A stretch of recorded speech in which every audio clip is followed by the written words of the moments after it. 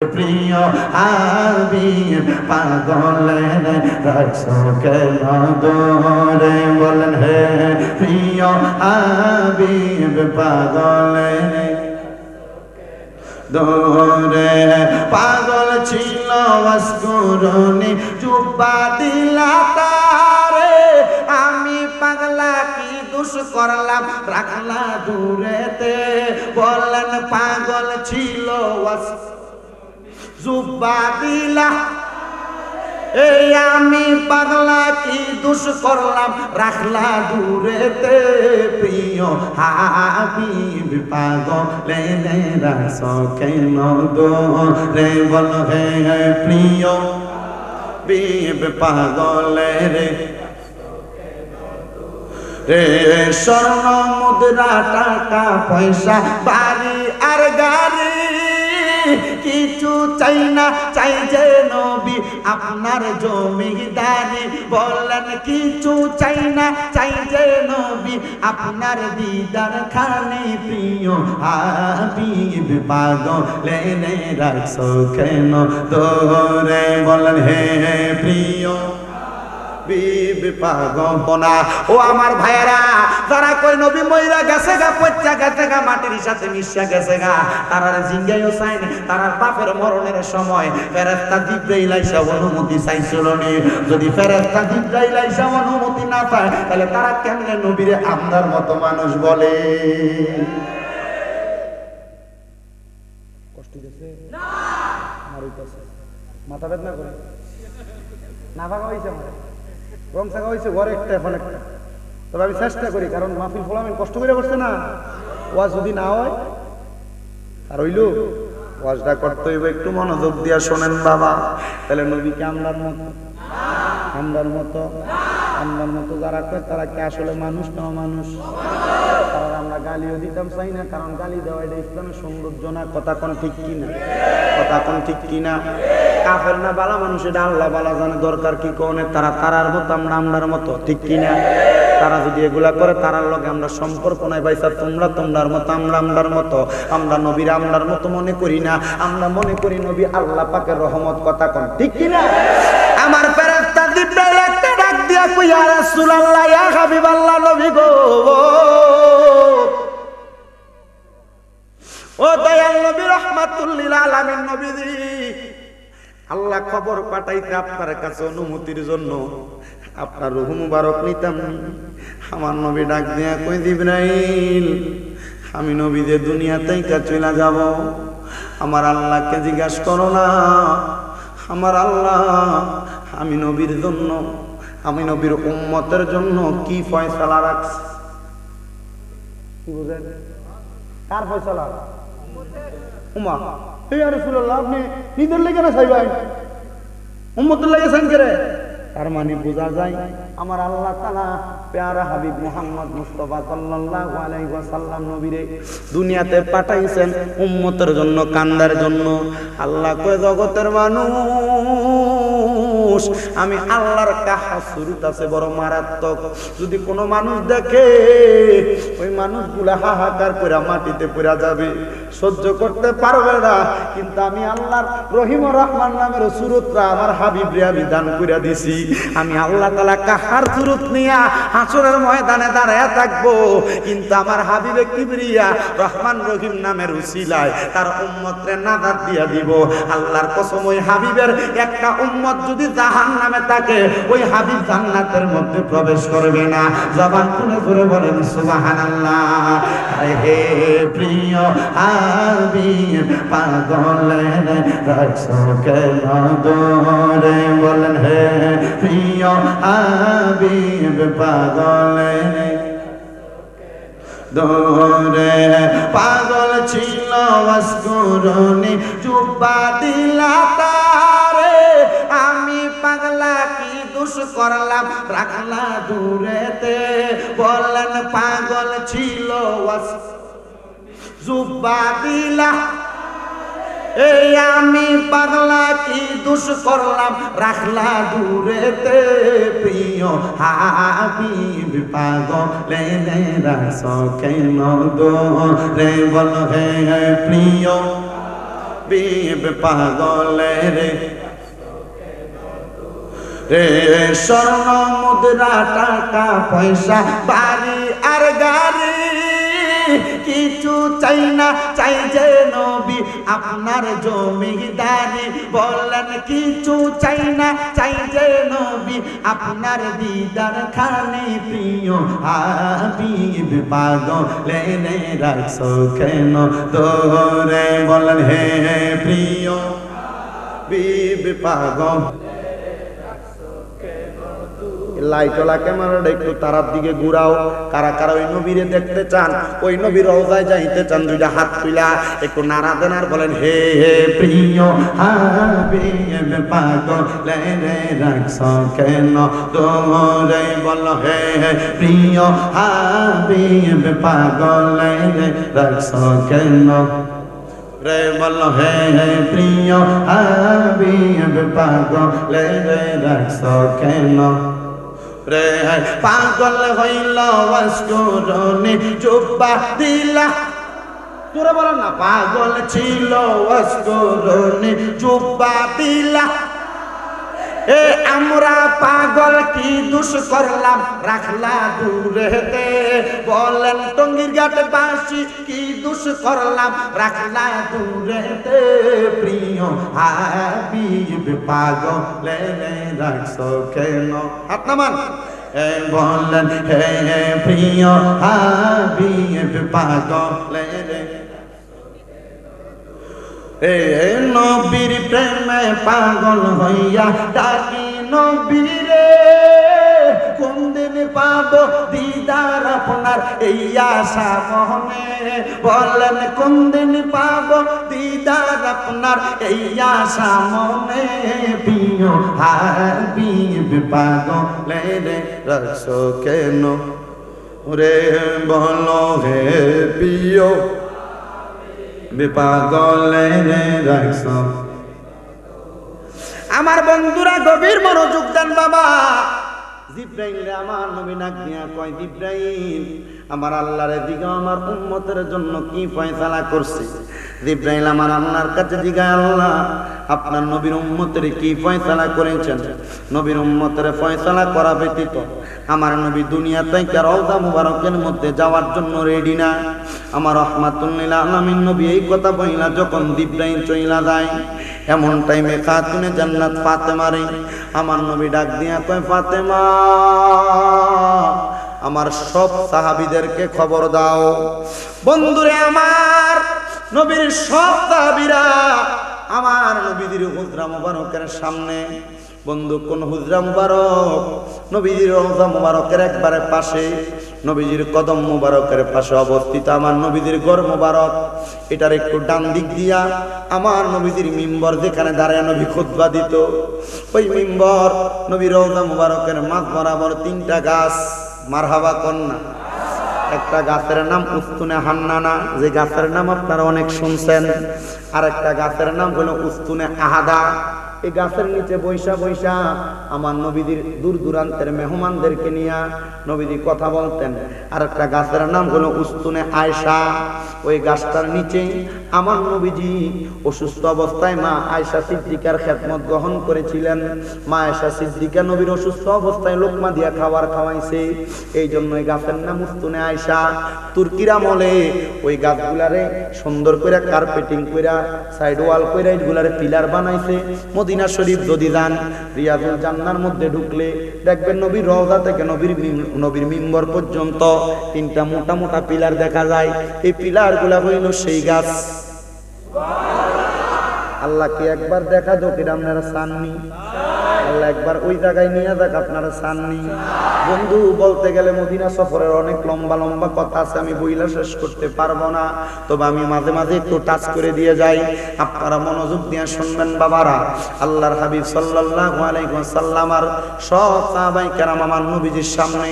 নবী আবার বলতেছে, এ সাহাবায়ে কেরাম, আমি নবীকে আমার আল্লাহ তাআলা যে দায়িত্বগুলা দিয়েছে আমি জানি না তোমাদেরকে সেই দায়িত্বগুলো আমি নবী পালন করতে পেরেছি কি পারি নাই? আল্লাহর কোরআন আমি নবীর সুন্নতের দাওয়াত তোমাদেরকে দিয়ে গেলাম। সাহাবায়ে কেরাম তোমরা তোমাদের দায়িত্বগুলো নির্দিষ্ট পরিমাণ ভাবে আদায় করবা। হে সাহাবায়ে কেরাম তোমরা যদি আমি নবীর কাছে কোনো পাওনা দেওনা থাকো সব কিছু বলতে পারো। আমি নবীজির রওজা মোবারকে যাওয়ার আগে, আমি নবী ইন্তেকালের পেয়ালা গ্রহণ করার আগে তোমাদের সব দাবি দাবা আমি নবী পূরণ করে দিব।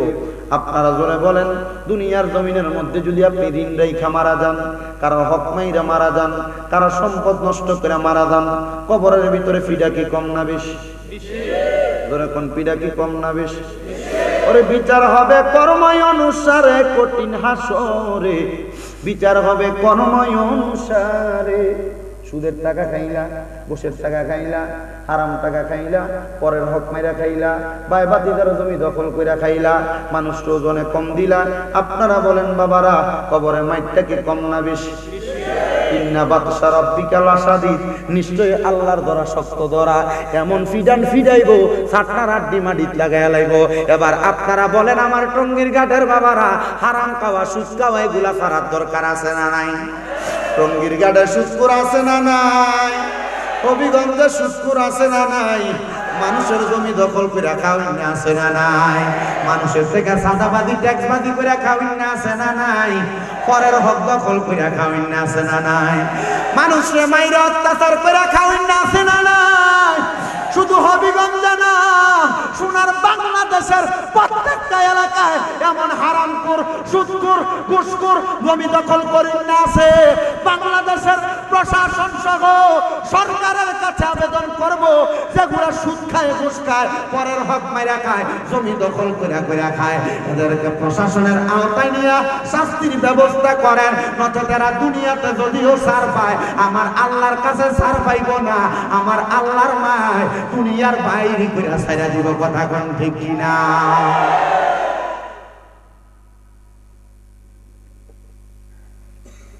আর তাই নিবা আর করা বেটা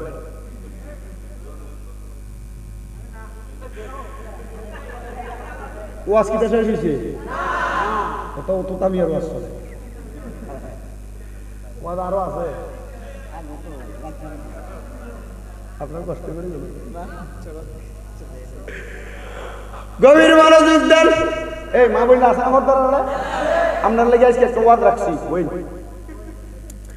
গভীর মনোযোগ দেন। আল্লাহর নবী কয় সাহাবীরা আমার কাছে কোনো পাওনা দেওনা আসেনি। ওই আছে? হ্যাঁ আছে। ক আছে? বলো আছে। আছে।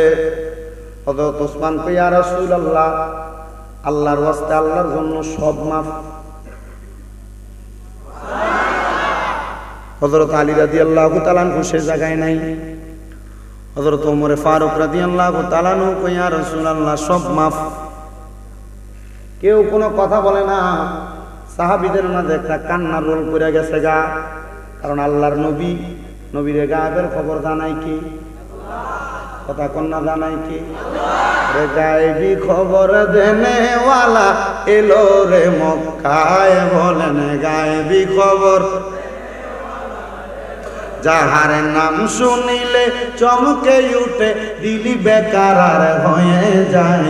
নাম শুনিলে চমকে উঠে দিলি বেকার হয়ে যায়। গায়েবী খবর দেনেওয়ালা রে মক্কায়, গায়েবী খবর রে মক্কায়। আসসালামু আলাইকুম সালাম হাবিবে খুদা, বলেন আসসালামু আলাইকুম সালাম হাবিবে খুদা। আমি তোমার পাগল মত না করো জোদা। যাহার নাম শুনিলে চমকে উঠে দিলি বেকার হয়ে যায়। গায়েবী খবর দেনেওয়ালা রে মক্কায়, গায়েবী খবর। সাহাবায়ে কেরাম কান্দে আর কই ইয়া রাসূলুল্লাহ, নবী গো কারণ কোনো পাওনা দেওনা নাই। নবী গো আপনি নবী এমন কথাই টাইমে বললেন, বুঝতে পারলাম আপনি মনে হয় আর আমাদের মাঝে থাকবেন না। এমন টাইমে সাহাবায়ে কেরামের পেছন থেকে একজন সাহাবী হাত তুলে কয়, ইয়া রাসূলুল্লাহ, আমার একটু পাওনা দাও না আছে। আমার নবী কয়ে তাকে সামনে জায়গা করে দাও। উনি সামনে আসছে। আমার নবী ডাক দিয়ে কয়ে, কিরে আব্দুল্লাহ ইবনে ওয়াক্কাস, তুমি আমার সাহাবী, আমার কাছে কি পাওনা আছে বলো না। আব্দুল্লাহ ইবনে ওয়াক্কাস, ইয়া রাসূলুল্লাহ, ইয়া হাবিবাল্লাহ, নবী গো, আপনি যুদ্ধ করার সময় আমার পিঠের মধ্যে চাবুকের একটা আঘাত লাগছে নবী। আমার ইচ্ছা আপনি নবীর ওই চাবুকের আঘাতটা, ওই পাওনাটা আমি মিটিয়ে দিতাম। হযরত ওমর ঠাস করে তরবারিটা বাইর করছে, ডাক দিয়ে আব্দুল্লাহ ইবনে আব্বাস, হে ওয়াক্কাস, চাবুকের আঘাতটা আমার পিঠে লাগিয়ে দে, সাবধান, আর একটা কথা বলবা না। আবু বকর ডাক দিয়া কয়, শুনো। হযরত উসমান বিন নুরান ডাক দিয়া কয়, আমার পিঠের মধ্যে তুমি চাবুকের 100টা আঘাত দাও, তবু আল্লাহর হাবিবের এমন অসুস্থ অবস্থায় তুমি আঘাত কইরো না। আব্দুল্লাহ ইবনে ওয়াক্কাস ডাক দিয়া কয়, ইয়া রাসূলুল্লাহ, তারা তো আমার পিঠের মধ্যে আঘাত দেয় নাই। ও নবী গো, ইয়া রাসূলুল্লাহ, আমি আপনার পিঠের মধ্যে চাই আমার পাওনাটা পরিশোধ করার জন্য। এবার আল্লাহর হাবিব কয়, ছেড়ে দাও তোমরা। হে ওয়াক্কাস, যে চাবুক দিয়ে আমি তোমার পিঠের মধ্যে আঘাত করেছি, ওই চাবুক আমার ঘরের সঙ্গে ঝুলানো আছে, হাতে নাও। আব্দুল্লাহ ইবনে ওয়াক্কাস কই, নবী হাতে নিলাম।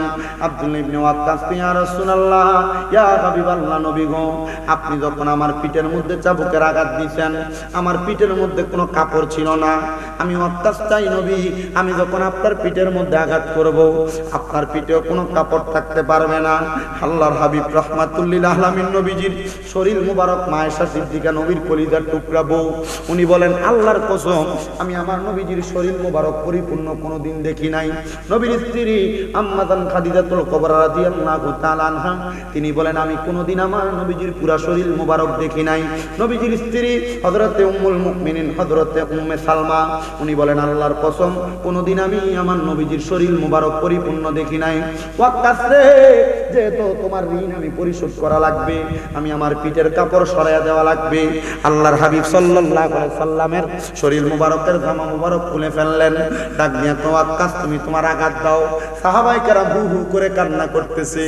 আব্দুল্লাহ ইবনে ওয়াক্কাস বলে, আমি সাথে সাথে আমার হাতের চাবুকটা ফালাইয়া আমি একটা লাফ দিয়া আল্লাহর হাবিবের পিঠ মুবারকের মধ্যে, নবীর একটা মোহরে নবুয়াত, নবী যারা ছিল নবীদের পিঠের মধ্যে মোহরে নবুয়াত ছিল, আমি তো একটা দৌড় দিয়া আল্লাহর হাবিবের মোহরে নবুয়াতে চুমা দিছি। আব্দুল্লাহ ইবনে ওয়াক্কাসকে আল্লাহর হাবিব সাল্লাল্লাহু আলাইহি সাল্লাম ডাক দিয়া বলতেছে, কিরে ওয়াক্কাস, তুমি না বলছো পিঠের মধ্যে আঘাত করবা? ওয়াক্কাস কই, ইয়া রাসূলুল্লাহ, যে মোহরে নবুয়াত দেখতে জাহান্নামের আগুন হারাম হয়ে যায়, ও মায়ার নবী, আমার একটা শখ ছিল মোহরে নবুয়াতে চুমা দেওয়া, আপনার পিঠে আঘাত করা না। আমি আপনার পিঠের মধ্যে আঘাত করার জন্য এই কাজটা করি নাই। আপনি নবী দুনিয়া থেকে চলে যাওয়ার আগে আমি ওয়াক্কাস চাইছিলাম আপনার পিঠ মুবারকের মোহরে নবুয়াতে চুমা দেওয়ার জন্য। ইয়া রাসূলুল্লাহ, নবী গো, আমার মনের আশা পূরণ হইয়া গেছে।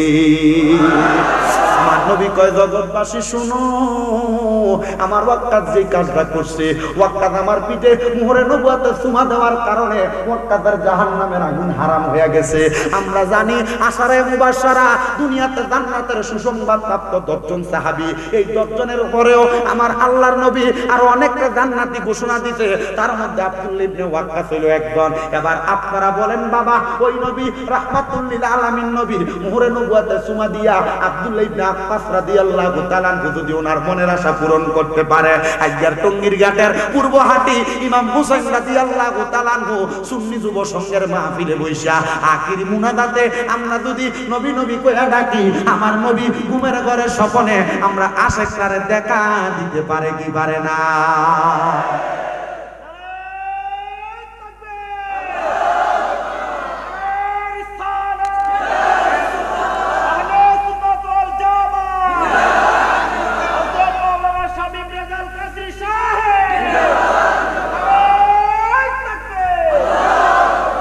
নবী আমার জান রে, নবী আমার প্রাণ রে, নবী আমার জান রে, নবী আমার প্রাণ রে, জীবন ধন্য হতো আমার পাইলে নবী আপনারে, জীবন ধন্য হইতো আমার পাইলে নবী আপনারে। বল, নবী আমার রে নবী আমার প্রাণ রে নবী আমার আসলে তোমরা নবী রে জীবন ধন্য হতো আমার পেলে নবী আপনারে পেলে নবী আপনারে জবানটা খুলে ধরে কোন আল্লাহু আকবার সাহাবায়ে কেরাম বুঝা গেছে নবীজি আর তাদের মাঝে থাকবে না খাতুনে জান্নাত ফাতেমা আমার নবীরে দইরা নবীর হুজরা মুবারকে ঢুকাইছেন রাত্রবেলা আল্লাহর হাবিব সাল্লাল্লাহু আলাইহি ওয়াসাল্লামের কাছে জিবরাইল হাজির হয়ে গেছে ইয়া রাসূলুল্লাহ ইয়া হাবিবাল্লাহ নবী গো আমার আল্লাহ তাআলা পাঠাইছে খবর দিছে আপনি নবীর উম্মতের একটা ফয়সালা আল্লাহ কইরা দিছে নবী আমার খুশি হয়ে গেছে 2 রাকাত নামাজ আদায় করছি সাতটা দিয়ে কান্দে আল্লাহ উম্মতের কি ফয়সালা করছেন জিবরাইল কই ইয়া রাসূলুল্লাহ আপনার উম্মত যদি আপনারে মানে আপনার কথা শুনে আপনার পথ মতে চলে তাহলে আপনার উম্মতরে আমার আল্লাহ তাআলা ফাদা খালাল জান্নাতি বানাইবো আল্লাহর হাবিব কয় মেনে নিলাম ও জিবরাইল তাহলে আমি অনুমতি দিলাম আল্লাহ তাআলাকে বলো আমার রূহ যেন কবজ করা হয় হযরতে জিবরাইল আলাইহিস সালাতু ওয়াস সালাম ওয়াজটা কোন জায়গায় হযরতে জিবরাইল আলাইহিস সালাতু ওয়াস সালাম বলেন এবার আমি যখন ঘর মুবারক থেকে বের হওয়ার সাথে সাথে নবীর হুজরা মুবারকের দরজা বন্ধ এমন টাইমে আজরাইল যাইয়া নবীজির ঘর মুবারকের সামনে আওয়াজ দেয় আর নবীজিকে সালাম দেয় আজরাইল আমার নবীজির সামনে আমার নবীজির ঘর মুবারকে যখন সালাম দেয় হযরতে খাতুনে জান্নাত ফাতেমা বলে আমি দরজা খুললাম দরজা খুলে দেখি এমন ভয়ঙ্কর চেহারা আমি আর কোনোদিন এমন মানুষ দেখি নাই এমন ব্যক্তি দেখি নাই আমি বললাম আব্বা কে জানি ভয়ঙ্কর বড় চেহারা আমার নবী চোখ মুবারকের